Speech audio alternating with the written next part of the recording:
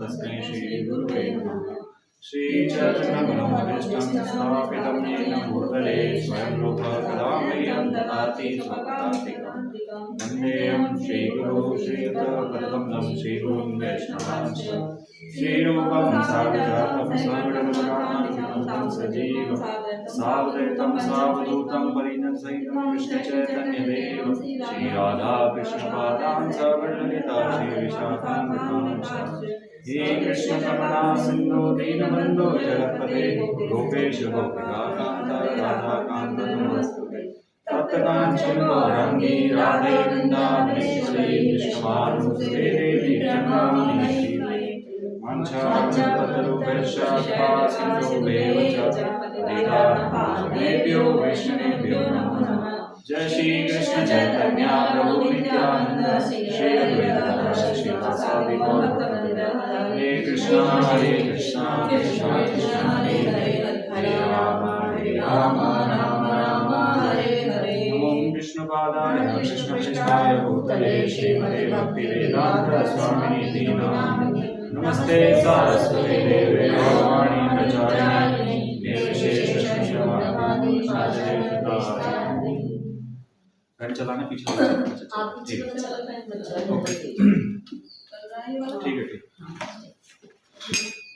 तो आज हम 42 और 43 दोनों करेंगे क्योंकि ज्यादा है नहीं इनमें बताने के, तो हम दोनों को कवर करेंगे।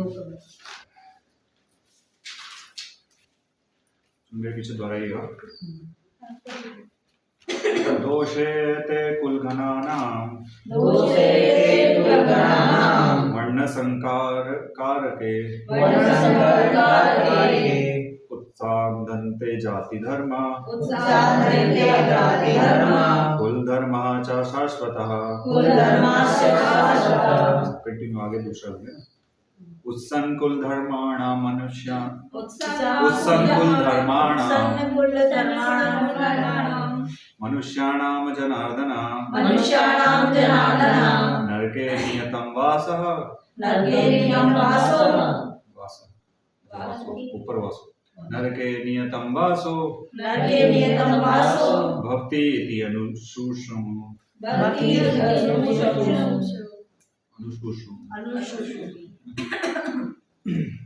तो हमने देखा सीक्वेंस क्या था। कुल धर्म के विनाश से कुल में धर्म का जो प्रचलन है वो कम हो जाता है और अधर्म बढ़ जाता है।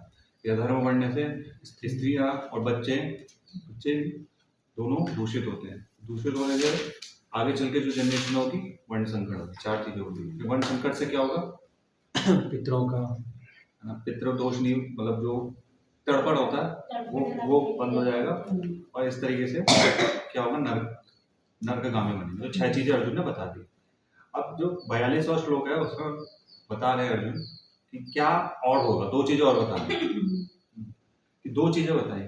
2 चीजें क्या? वो एक चीज तो पहले ही बता ली, लेकिन अर्जुन इसमें फिर से जोड़ देना क्या कि जब दोष आ जाता है ना, दोष रहते हैं कुला घनाना, कि दोष आ जाता है और कुल घनाना उन लोगों को कह रहे हैं जो कि परिवार को नष्ट कर रहे हैं। मतलब गलत संगतों में, गलत आचरण में वो पड़ गए, अब वो उन चीजों में लगे हुए हैं। तो क्या परिवार के कुल का जो भी परंपरा है उसको नहीं फॉलो करेंगे तो कुल घनाना उनको कह रहे हैं। ठीक है, कोई भी हो सकता है। तो कुल घनाना जब कुल में ऐसा दोष आ जाता है तो वर्ण संकर कारके, तो अवंचन संतानें होंगी। उत्साह घनते जाति धर्म, उत्साह घनते मतलब नष्ट हो जाता है। 2 चीजें अर्जुन ने बताई। क्या 2 चीजें बंद हो जाती है? जाति धर्म और कुल धर्म। अब जाति धर्म कुल धर्म है क्या? इसका हम अनुवाद पदार्थ पढ़ेंगे जिसमें श्रील प्रभुपाद हमको समझेंगे, उसके माध्यम से। और यहाँ पे भी जाति धर्म कुल धर्म कैसा बताया गया? शाश्वत। शाश्वत जो पहले से चला आ रहा है बताइए, उसको रुक जाता है, उसमें रुकावट आ जाती है। किस वजह से? ये सारे कार्य, दोष आने से, वर्ण संकरण, ये सारे कारणों से जाति धर्म और कुल धर्म में रुकावट आ जाती है। तात्पर्य ठीक। सनातन धर्म या वर्णाश्रम धर्म द्वारा निर्धारित मानव समाज में 4 वर्णों के लिए सामुदायिक योजना तथा पारिवारिक कल्याण कार्य इसलिए नियोजित हैं कि मनुष्य चरम मोक्ष को प्राप्त कर सके। अतः समाज के अनुत्तरदायी नायकों द्वारा सनातन धर्म परंपरा के विखंडन से उस समाज में अव्यवस्था फैलती है। फलस्वरूप लोग जीवन के उद्देश्य विष्णु को भूल जाते हैं। यहाँ प्रभुपाद बता रहे हैं कि सनातन धर्म को जो हमारी ये वर्णाश्रम पद्धति है, वर्णाश्रम जो धर्म का चलन है, ये इसका मेन लक्ष्य क्या होता है? वर्णाश्रम का भगवान विष्णु की प्राप्ति है। साथ साथ श्लोक का डेफिनेशन है उसकी, और साथ ही साथ इसमें दो चीजें और हैं। वर्णाश्रम में दो चीजें इंक्लूड होती है, सामुदायिक योजनाएं, सामुदायिक सुख शांति, और दूसरा पारिवारिक सुख शांति। तो जब सामुदायिक की बात आती है उसी को अर्जुन कह रहा है जाति धर्म, और जब पारिवारिक आती है उसको कहते हैं कुल धर्म। वही प्रभुपाद ने यहाँ पे उसको उस तरीके से लिखा हुआ।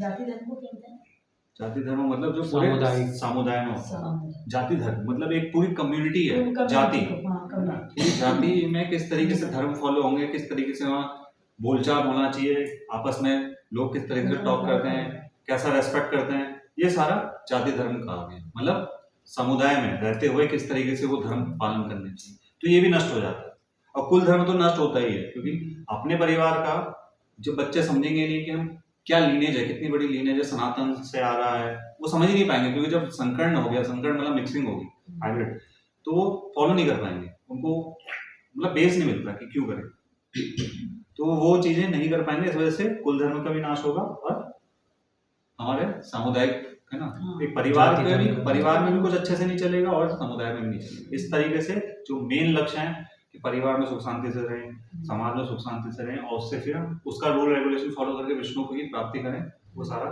विखंडित हो जाएगा। तो विष्णु का मतलब ये करने से समाज में देखिए कितनी बड़ी मतलब वो कर रहे हैं, अवस्था फैला रहे हैं कि जो समाज इस तरीके से बनाया गया था, शाश्वत समाज की, जिसमें बाय डिफॉल्ट कोई अगर फॉलो करे तो विष्णु तक भगवान की भक्ति कहीं ना कहीं उसके माइंड में रहता था कि मैं जो कर रहा हूँ, सेवा कर रहा हूँ, लेकिन भगवान कहीं ना कहीं है। बाय डिफॉल्ट भारत में था, लेकिन अभी की जनरेशन और आने वाली जनरेशन में ये कमी हो रही है। वो बोल रहे हैं हम एथिस्ट हैं। एथिस्ट मतलब भगवान पे विश्वास, भगवान पे नास्तिक। तो क्या है, क्या ब्लाइंड फेथ है ऐसा, क्योंकि वो समझ नहीं पा रहे कि साइंस है हमारे जीवन में किस तरीके से ये पूरा जो कल्चर है वो हमारे जीवन में मतलब सेंटर्ड में है, ये नहीं समझ पा, मतलब दिख नहीं रहा, प्रैक्टिकली नहीं दिख रहा। इस वजह से ये सारा ख्याल हुआ। तो इसमें बताने के लिए यही था। तो आज प्रभुपाद ये बोलते हैं, और दूसरा ये बोलते हैं कि इसका कारण ये है फिर आगे चल के, क्योंकि यही संकर्ण जो संतानें हैं यही मतलब लीडर्स बनेंगी, नायक बनेंगी, ऊपर वाले पोस्टों में आएंगे। लेकिन ये जब खुद ही डाउट्स में है, खुद ही कंफ्यूज हैं, तो आगे चल के समाज में मतलब अवस्था ही फैलेंगे, और ऐसा हो रहा है ना। ऐसे नायक अंधे कहलाते हैं, और जो लोग इनका अनुगमन करते हैं वे निश्चय ही कुव्यवस्था की ओर अग्रसर होते हैं। यही चीज अंधे मतलब उनको पता नहीं किस डायरेक्शन में जाना, कुछ भी कर रहे हैं अपनी ईगो अपने अहंकार को क्या सेटिस्फाई मतलब संतुष्ट करने के लिए कभी भी किसी भी कभी भी वार कर देते हैं दूसरों से, कभी भी कहीं पे कुछ कर दे रहे हैं, तो समझ नहीं रहे कि क्या लक्ष्य है। जिस व्यक्ति को लक्ष्य पता हो वो समाज को डायरेक्शन देगा, क्या लक्ष्य है हमारा, लक्ष्य सबका मिलकर क्या लक्ष्य, ऐसा नहीं मेरे को अपनी इंद्रियां तृप्ति करनी। जैसा आप देख रहे हैं अलग अलग देशों में लड़ाई हो रही है, तो उनको लक्ष्य नहीं पता क्या है, क्यों हम कर रहे हैं, हम अपना अपना लक्ष्य बना ले रहे हैं, उसको अपना लक्ष्य सही लग रहा है, उसको अपना लग रहा है, लड़ाई हो रही है, अहंकार। ठीक, अब हम अगला श्लोक का तात्पर्य पढ़ते हैं। फिर अर्जुन इसका मैं वो भी पढ़ता हूँ, उसका पढ़ा नहीं, इस वाले का पढ़ते चलिए। अगले वाले का अनुवाद। हे प्रजापालक कृष्ण, मैंने गुरुओं परंपरा से सुना है कि जो लोग कुल धर्म का विनाश करते हैं वे सदैव नरक में वास करते हैं। तो अभी तक अर्जुन ने 6 चीजें, कितनी 8 चीजें, दूसरी 2 अभी जो बताई कि जाति धर्म कुल धर्म का विनाश हो जाएगा। अब अर्जुन लास्ट चीज बता रहे हैं, 9वीं कह सकते हो, लेकिन अर्जुन क्या बोल रहा है, क्या होगा इसका कि तो ये सब चीज करने के बाद क्या होगा। हाँ वो तो होगा, लेकिन जो इसके कारण बनते हैं, जो भी कारण बनते हैं, मतलब वो वर्ण संकर वो संतानें तो कारण नहीं, लेकिन शुरुआत अगर हम अर्जुन ने कहाँ से चालू करा था कि हम कारण बन जाएंगे, अगर हम मार देंगे इन सबको, बड़े बुजुर्गों वयोवृद्धों को, तो कारण तो हम भी हैं मानने में। तो वही बोल रहे हैं कि मैंने गुरु परंपरा से सुना है जो लोग कुल धर्म का विनाश करते हैं वे सदैव नरक में वास करते हैं। तो अर्जुन वो बात अपने से जोड़ रहा है कि मैं लड़ाई नहीं कर रहा, इसलिए ये सारा बात हो कि नरक में वास करते हैं। तो यहाँ पे भी एक चीज बताई है ना, तात्पर्य पढ़ते हैं, इसमें कुछ सीखने की चीजें वो हम पढ़ेंगे इसमें। जैसे ऊपर वाले श्लोका में तो कुछ इंफॉर्मेशन थी कि कुल धर्म जाति धर्म क्या होता है, इस वाले श्लोक में अपने लिए अभ्यास करने के कि अर्जुन से क्या सीख सकते हैं। लेकिन पहले तात्पर्य पढ़ते हैं। अर्जुन अपने तर्कों को अपने निजी अनुभव पर ना आधारित करके आचार्यों से जो सुना है उस पर आधारित करते। मतलब ये परंपरा थी पहले के टाइम में, व्यक्ति अपने से कुछ नहीं बताता कि मैं मेरा अनुभव ऐसे रहता नहीं। वो क्या बोलता था कि शास्त्रों का क्या है, मैंने गुरु और बड़े लोगों से क्या सुना, मैंने ये सुना, मतलब वो सही होंगे, मैं अपना अनुभव नहीं बताऊँ। ये परंपरा होती है, गुरु शिष्य परंपरा में यही होता है कि अपनी बात ना कह के जो हमने शास्त्रों से सुना या गुरु साधु शास्त्र से सुना वो हम चीजें आगे रखें। हर चीज का हमको ये चीजें होनी चाहिए कि गुरु साधु शास्त्र क्या बता रहे हैं इसके बारे में। वास्तविक ज्ञान प्राप्त करने की यही विधि है ना, तो यही रियल नॉलेज आप तक आपको पहुंचाएगा। जिस व्यक्ति ने पहले से ज्ञान प्राप्त कर रखा है उस व्यक्ति की सहायता के बिना कोई भी वास्तविक ज्ञान तक नहीं पहुंच सकता। इधर उधर के ज्ञान में पहुंच जाएगा, लेकिन वास्तविक ज्ञान के लिए उसको वही चेन पकड़ के सीढ़ी चल के जाना पड़ेगा, और सीढ़ी उसको वही बता पाएगा जो उसको ऑलरेडी पता है कि ऐसा ऐसा कर। वर्णाश्रम धर्म की एक पद्धति के अनुसार मृत्यु के पूर्व मनुष्य को पाप कर्मों के लिए प्रायश्चित करना होता है। जो पापात्मा है उसे इस विधि का अवश्य उपयोग करना चाहिए। ऐसे किए बिना मनुष्य निश्चित रूप से नरक भेजा जाएगा, जहां उसे अपने पाप कर्मों के लिए कष्टमय जीवन बिताना पड़ेगा। यहाँ मैं दो चीजें बताऊंगा, एक तो पाप के बारे में और अर्जुन से क्या सीखना चाहिए। तो पहली चीज अर्जुन बोलता है कि वे सदैव नरक में वास करते हैं। तो अर्जुन का एक क्वालिटीज है कि अर्जुन पाप करने से बड़ा डरता है, मतलब वो समझता है कि इसका क्या रिजल्ट आएगा, है ना, बचता है। अर्जुन ऐसा नहीं करता, नहीं बच रहा है ना, डरता मतलब वो भी है कि पाप नहीं करते। भक्त लोग पाप करने से नहीं, मतलब वो समझते हैं कि क्यों पाप करने से क्या रिजल्ट है। हम भले ही भक्त हैं, ऐसा नहीं कि हमको लाइसेंस मिल के कुछ भी करें, पाप करने से बचना है। फिर कि हम नॉर्मल पाप भी नहीं, मतलब जो ऐसा नहीं कि भक्त हो गए तो हम कुछ भी कर सकते हैं, भगवान के नाम में भक्ति कर रहे हैं, भगवान ने अर्जुन को माध्यम बना के मारा, वहां पर तो चलो भगवान थे। तो अर्जुन के सारे तर्क गलत होंगे, उसका भी हम देख सकते हैं उस व्यू से भी, लेकिन वो बाद में नहीं। लेकिन अर्जुन यहाँ पे क्या कह रहा है कि अर्जुन से सीखने का है कि अर्जुन एक डिवोटी की क्वालिटी होना चाहिए कि कभी भी वो मतलब पाप के कार्यों में ना लगे। दूसरी चीज ये है, वो इस श्लोक में नहीं है लेकिन वो हम पहले श्लोकों से देखते हैं कि अर्जुन ये बोलता है कि ये जो सामने वाली पार्टी ये तो समझ नहीं पा रही इसका क्या परिणाम आएगा। अर्जुन यहाँ पे परिणाम बता रहा है, तो सामने वाली पार्टी तो नहीं बता देख पा रही, लेकिन अर्जुन बोलता है हम तो देख पा रहे हैं। अर्जुन ये कहता है कि मेरे को सुख, राज्य और सुखानी चाहे ऐसे करके कुछ बढ़ते हैं, राज्य भोग ये मेरे को नहीं चाहिए। क्यों नहीं चाहिए? अर्जुन को लगता है कि ये मैं कैसे कर रहा हूँ, ऐसा लग रहा है कि मैं अपनी इंद्र तृप्ति के लिए, अपने परिवारजनों को मार के अपनी इंद्र तृप्ति के लिए कर रहा हूँ, है ना। तो अर्जुन का स्वभाव भी ऐसा है कि वो अपनी इंद्र तृप्ति भी नहीं करना चाहता। हाँ, अर्जुन ने करी भी नहीं, आगे भी लड़ा, अर्जुन ने नहीं करी। अर्जुन ने किसके लिए करा? कृष्ण के लिए करा। भगवान ने बोला था कि मेरे को धर्म का वो करना है, तो उसके लिए करा, लेकिन अर्जुन ने अपनी इंद्र तृप्ति के लिए नहीं करा। जैसे आजकल के राजा है, देखो ना, आजकल के भी जो लीडर्स हैं, आजकल लड़ाई जो हो रही है, और वो मेन चीज है अपनी इंद्र तृप्ति, अपना अहंकार अपनी इंद्र तृप्ति के लिए करते हैं, तो वो सब गड़बड़ है। लेकिन अर्जुन ऐसा नहीं था, और पांडव ऐसे नहीं थे। वो क्या कह रहे थे कि हम इसके लिए नहीं करें, मतलब अर्जुन का कहना है कि मैं अपनी इंद्र तृप्ति के लिए नहीं करूंगा, भले वो मेरे को मार दें, वो लड़ाई करें, वो नहीं समझ पा रहे, लेकिन हम तो समझते हैं, तो मेरे को क्यों करना। दूसरी चीज अर्जुन ये बोल रहा है कि पाप करने से बचना होता है। तो ये भक्तों की क्वालिटी होनी चाहिए, मतलब हम जो भक्त होता है वो ये चाहते हैं कि पाप कम से कम करें, ठीक है। अब यहाँ पे एक चीज आती है, हम भले ही भक्त हैं लेकिन पाप हमेशा होते हैं। हम चलते हैं, यहाँ से मच्छर भी हैं, हम इधर उधर ऐसे मर जाते हैं, हम खाना खाते हैं उसमें कई सारे जीवाणु होते हैं, दही में जैसे होते हैं, दही में तो वही होते हैं बैक्टीरियोफिली कुछ होता है ना, नाम उनका। ऐसे ही साग सब्जी भी खाते हैं, हम बोलते हैं भले ही हम शाकाहारी हैं, लेकिन उनमें भी मारे जाते हैं, दिखाई भी नहीं देते बहुत सारे। प्लांट्स तो खुद ही एक तरीके से जीव, हमारे उसमें तो जीव, उनको भी माना, तो क्या करें। तो इसीलिए बोला गया है कि हमारे वर्णाश्रम धर्म में ये था कि प्रायश्चित करने का एक विधान था कि जो भी व्यक्ति अनजाने में नहीं करता है, वो अपने जीवन भर उसको लगता है कि मैंने पाप करा है, इसलिए वो पहले के टाइम में ऐसा लोगों के अंदर आचरण था कि वो जब बूढ़े हो जाते थे तो जाते थे धामवाद जाते थे, करने जाते थे, वो सोचते थे कि हमने जीवन भर अब कर लिया जो कर लिया, अब हमको इससे फ्री होना है, इसलिए हम थोड़ा धाम जाएंगे। धाम मतलब चार वानप्रस्थ हो चार जाते थे। हाँ चार चार धाम की धाम यात्रा ऐसा हो कर गया लेते थे, हाँ। है ना, इन सबको जाएंगे थोड़ा हाँ, तीर्थों में जाते थे। हाँ, तीर्थों में गंगा में जाएंगे, थोड़ा हाँ। साधु संतों को दान कर दिया, ये कर दिया। हाँ, दान तो करेंगे ये जिससे सब चीजों से वो सोचते थे कि हमने जितने भी पाप किए हैं जाने अनजाने में, हाँ, वो सबसे लास्ट में होते होते मुक्त हो। क्यों ऐसा चाहते थे? क्योंकि उनको पता है कि इस जीवन में तो हमने करा है गलत काम, वो परिस्थिति जो भी हो, चाहे जाने में करो अनजाने में करो, लेकिन अगर पाप कर दिया तो अगला जीवन में उनको उसका फल भोगना पड़ेगा। इसलिए उसके लिए क्या करना चाहिए? प्रायश्चित करना चाहिए। ये क्वेश्चन यहाँ से थोड़ा मैं उधर घुमा रहा हूँ। ये क्वेश्चन परीक्षित महाराज ने सुखदेव गोस्वामी से पूछा था कि लोग पाप करते हैं, गलत ना चाहते हुए पाप करते हैं, उनको पता होता है नहीं भी करना होता है, भी पाप करते हैं, तो कैसे बचा जाए? तो वहाँ पे लोग सुखदेव गोस्वामी ने बताया था कि हमारे पास प्रायश्चित के बहुत सारे विधि विधान है। बोला अच्छा, लेकिन फिर परीक्षित महाराज ने क्या करके दिया था कि प्रायश्चित करना तो ऐसा हो जाता है कि जैसे हाथी का स्मरण।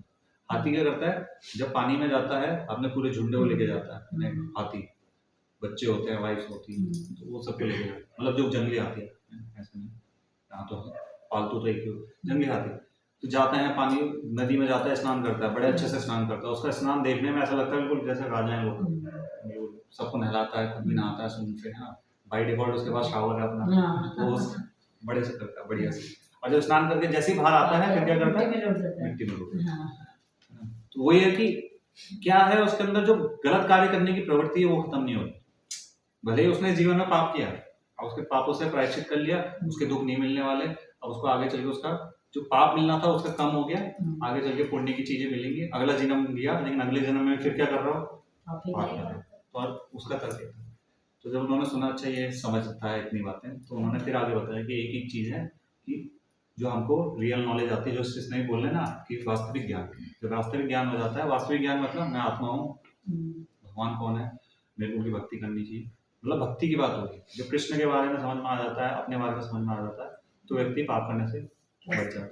जब उसको समझ में आ जाता है, मतलब भगवान से संबंध समझ में आ जाता है, सारे जीवों से आ जाता है। हमको एक मच्छर को भी देखते हैं तो समझ में आता है ये भी क्या है, जीव है, तो गलती से तो कभी मानना नहीं चाहिए ऐसा। ये पूरा अंडरस्टैंडिंग आ जाती है। ये इस गोपाल कृष्ण गोस्वामी महाराज जी ने देखा था, मतलब मैंने नहीं, मैंने सुना है कि उनके भक्त लोग बताते थे बाथरूम में चींटी हाँ वगैरह चींटी, जो वो मतलब हाँ, तो उन्होंने मना किया था कि उसको मत करो, और एक बार एक भक्त ने शायद मार दिया था, कुछ ऐसा कर पानी डाल दिया था, हाँ, पानी डाल के मार दिया था। महाराज बड़ा गुस्से हो गए, बोल रहे थे आपके साथ, मतलब ऐसे ही कुछ बोला था। क्योंकि मैंने उनके 2-3 आमने सामने वहाँ पे आते थे ना गीता कॉलोनी, गोपाल कृष्ण महाराज जी, तो 2 बार आए थे उस सेंटर में मेरे सामने, तो मैंने उनके 2 प्रवचन 2 आमने सामने बैठ के जयपुर में जितने लोग हैं सब ने हमको यही दीक्षा दी। तो और उनकी एक क्वालिटी और थी, स्नान करने से पहले चप्पल स्लीपर थे उन्हें पहनते थे, स्नान करने के बाद दूसरे, अगर गलती से जो स्नान से पहले स्लीपर पहने वो पहन लिए, दोबारा स्नान के लिए जाते थे। तो ये सब क्यों जीव, तो ये भक्तों के अंदर आती है, ये नेचुरल आएगा, दर्शन करें बहुत, तो ये नेचुरल आता है, तो ये चीजें। तो यहाँ अब जो बस एक मिनट कि जो हमारा भक्ति, इसीलिए कहा जाता है कि क्या करो भक्ति करो। भक्ति करने से क्या होता है, जब हम कृष्ण की ही सेवा में लगे हैं टोटली, तो हमको पाप नहीं मिलता। मतलब जैसे एक आर्मी का व्यक्ति है, वो अगर अपनी इंद्र तृतीय के लिए किसी को गोली मार दे, सामने वाले ऑर्डर नहीं आया ऊपर से, गोली मार दे और अंदर आके मार दे, भले वो आर्मी वाला उसने किसी को गलत काम करते हुए देखा, मार दे, जान से मार दे, लेकिन उसको सजा मिलेगी, गवर्नमेंट बोलेगी क्यों मार। लेकिन फिर अगर वही वो युद्ध में सामने वालों को मारता है, युद्ध वालों को, तो उसको मेडल दिया जाता है। प्रभुपाद ऐसा एग्जांपल देते हैं कि मेडल दिया, उसको सराहना की जाती है कि आपने देखो इतना होता है, दुश्मन को तो मारा था। यही चीज होता है, उसको पाप नहीं लग रहा उस वक्त लग रहा है कि ये आपकी रिस्पॉन्सिबिलिटी थी, अभी आपकी रिस्पॉन्सिबिलिटी नहीं, मतलब लड़ाई में आप नहीं, मतलब हमने कहा है इसलिए आपने करा, तो हम आपको समझ सका। तो इसी प्रकार से जब जो लोग अपने धर्म, मतलब कुल धर्म, जाति धर्म को फॉलो करते हुए, वर्णाश्रम धर्म को फॉलो करते हुए भक्ति में लगे रहते हैं, तो जाने अनजाने में जितना पाप हो रहा है लेकिन भक्ति कर रहे हैं, तो वो सारी चीजें एक तरीके से भगवान को सेंटर में रख रहा है, भगवान के लिए कर रहे हैं, तो क्या होता है सारी चीज भगवान कहते हैं ठीक है सब मुक्त हो। इसलिए भगवान गीता में भी आगे बताते हैं तीसरे अध्याय के 13वें श्लोकों में कि जो योगी लोग हैं वो सारे पापों से विमुक्त हो जाते हैं, प्रमुच्यते सर्व किल्बिषम, है ना, वो सारे किल्बिष से खत्म हो जाते हैं। क्यों? क्योंकि वो मेरे को भोग लगाया हुआ प्रसादी का। तो ये एक इम्पोर्टेंट है कि हमको भगवान को भोग लगाना मतलब ये सारी चीजें कि किस तरीके से हम भगवान को सेंटर में रख के सारी चीजों से मुक्त हो। और दूसरी चीज ये भी है कि ये सिर्फ उनके लिए नहीं, मतलब जो पाप कर रहे हैं, जैसे बोला जाने जाने में, कोई हो सकता है जिसको पता है मैंने पाप करे थे पहले तो वह प्रायश्चित कर रहा है, लेकिन नॉर्मल व्यक्ति को भी देखा जाता है वो भी मतलब प्रायश्चित कर रहे हैं, क्यों? क्योंकि अनजाने में भी होते हैं। इसलिए बेटर चीज ये है क्या करो, भक्ति करो, बस भक्ति में अच्छे से लग जाओ, आप सबसे फ्री हो जाओ। यही हम भागवतम में भी देखते हैं, परीक्षित महाराज और सुखदेव गोस्वामी की चर्चा में, और ये गीता में भी भगवान बता रहे हैं बार बार कि भक्ति में। अर्जुन को उदाहरण से भी देखा, उसने भी सबको मारा लेकिन किसी का पाप नहीं लगा। अब यहाँ पे एक लास्ट की चीज मैं बता रहा हूँ जो अभी तक डिस्कशन हुआ, क्योंकि कल से अर्जुन कुछ और बातें बोलनी यहाँ चालू करेगा। अभी तक अर्जुन ने कुल धर्म के बारे में बात, अर्जुन क्या बोल रहा है कि कुल धर्म का नाश हो जाएगा, स्त्रियां दूषित हो जाएंगी, बच्चे कौन संकट होंगे, सारा तर्क दे दिया। अब यहाँ पे विजन देखिए, लेकिन अर्जुन क्या देख रहा है? अपने कुल के बारे में समझ, लेकिन भगवान क्या क्या विजन है? पूरे दुनिया को, है ना, पूरा धर्म संस्थान। भगवान एक चीज को नहीं देख रहे। भगवान का ये है कि इन सबको मारेंगे लेकिन हम रखेंगे किस राजा को? युधिष्ठिर राजा बनेंगे, धर्म के राजा है, तो धर्म का राजा ही है जो साक्षात धर्म का अवतार है, तो अधर्म आएगा कैसे? यहाँ तक बताते हैं कि युधिष्ठिर महाराज थे, फिर युधिष्ठिर महाराज जब राज करके चले गए, परीक्षित महाराज जब बड़े हुए, मतलब वो सब जब चले गए, मतलब कृष्ण चले गए थे, तो युधिष्ठिर महाराज ये सबको भी मन नहीं कर रहा कुछ राजपाट करना, वो भी चले, बोला कृष्ण चलेंगे हम क्या करेंगे, चलो जनता, तो हिमालय की ओर चले गए। और परीक्षित महाराज छोटे थे, उनको राजा बना। तो जब परीक्षित महाराज थे वो भी इतने पावरफुल थे कि धर्म नहीं आ पाता, वो अधर्म मतलब कल ही एंटर नहीं कर पाता।